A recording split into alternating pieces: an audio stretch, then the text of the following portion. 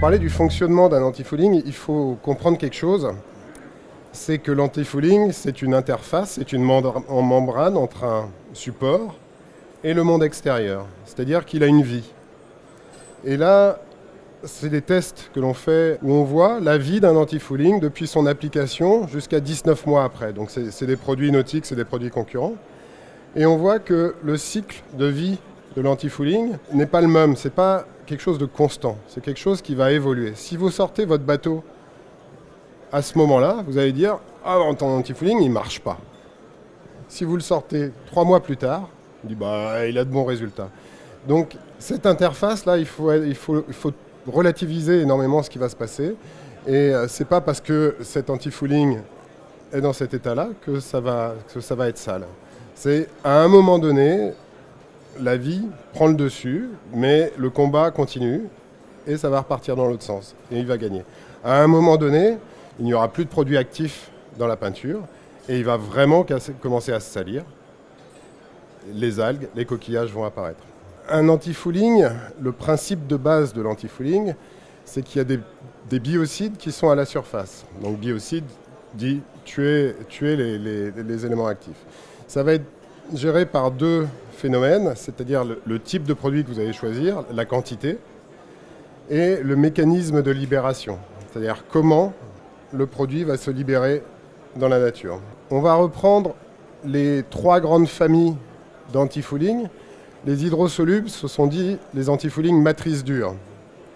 Donc vous avez de la résine, des biocides, et l'eau va pénétrer dans la matrice pour aller chercher les produits, pour aller lessiver les produits. On appelle ça la lixiviation, c'est le mécanisme de libération des biocides. Et elle va aller chercher jusqu'en bas les biocides jusqu'à ce qu'il n'y en ait plus. Et à un moment donné, on va arriver à la limite d'efficacité de l'antifouling, c'est-à-dire qu'on n'aurait plus de produits actifs dans la matrice.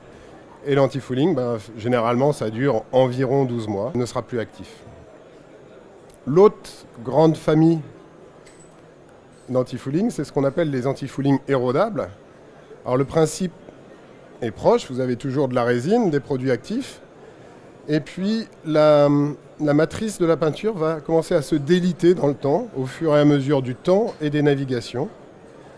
Et il y aura moins en moins de produits actifs, une matrice de plus en plus ouverte qui va commencer à se déliter.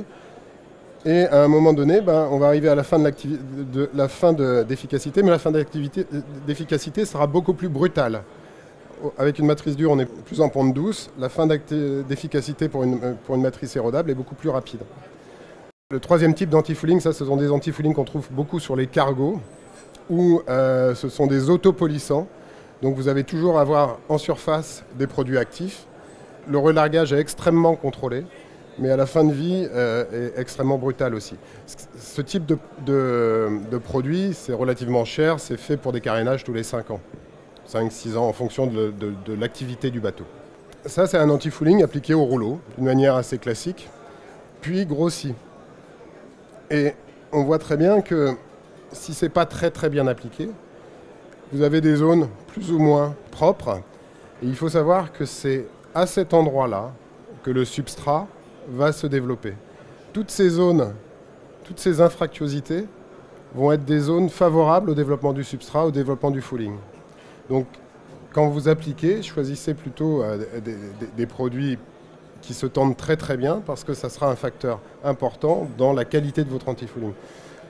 La diapo suivante le montre, hein, ça c'est un antifouling qui a été préparé, c'est ce qu'ils ont sur les carènes de course, hein, mais on est vraiment sur quelque chose d'extrêmement lisse. Le but du jeu, quand on parle de glisse, c'est de réduire la turbulence au maximum. Donc, lorsqu'on parle d'un flux laminaire qui arrive sur un support, il est d'abord laminaire, il y a une phase de transition qui arrive et il devient turbulent. Donc plus votre surface sera préparée, lisse, moins ça sera turbulent, plus la turbulence sera réduite, partira sur la partie arrière et plus on ira vite, plus on aura de performance. Je reprends ça avec ces plaques-là. Donc il y a une des plaques, c'est 2 plaques aluminium identiques, hein. Une des plaques a été pensée au 120. L'autre n'a pas été poncée. On voit très bien que les gouttelettes d'eau elles viennent s'étaler sur la partie poncée, alors qu'elles font des vraies gouttelettes sur la partie pas poncée. Donc la préparation, et ça c'est valable aussi quand vous préparez, on vous dit de poncer pour préparer un support.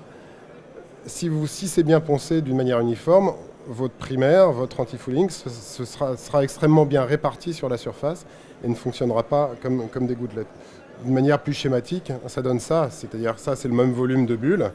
Vous avez une surface mouillante, donc poncée, où on aura des gouttelettes d'eau qui seront très très fines par rapport à une surface non dépolie, c'est-à-dire déperlante, où on aura des turbulences. Quand on parle des salissures, par rapport à ce que je vous disais tout de suite, donc ça c'est une carène qui est sale.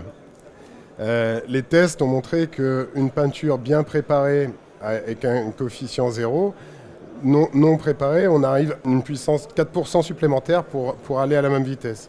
À partir du moment où on commence à avoir un biofilm, c'est-à-dire le voile gras classique, on arrive à 10% et les algues, c'est 16%. Donc ça, c'est des chiffres concrets qui montrent que votre consommation de carburant, par exemple, peut augmenter d'une manière très importante. Et là, c'est l'image des infractuosité de tout à l'heure, où on voit très bien que la salissure se développe vraiment dans les infractuosités d'une surface mal préparée. Le sujet des safrans, si vous voulez, je reprends l'idée de la turbulence tout à l'heure, donc on est sur des zones où la pression est plus importante, donc plutôt utiliser des matrices dures sur les safrans, parce que forcément vous avez plus d'impact, plus de pression aussi. Le système est toujours un peu la même chose, c'est-à-dire gel coat, dépolir le gel coat, et quand on dit dépolir, c'est important de parler de 120, 80, 120 sur du polyester ou du gel coat. On ne parle pas de 240. 240, c'est vraiment fait pour les lacs, c'est pour aller vers les finitions. Il faut prendre du gros grain.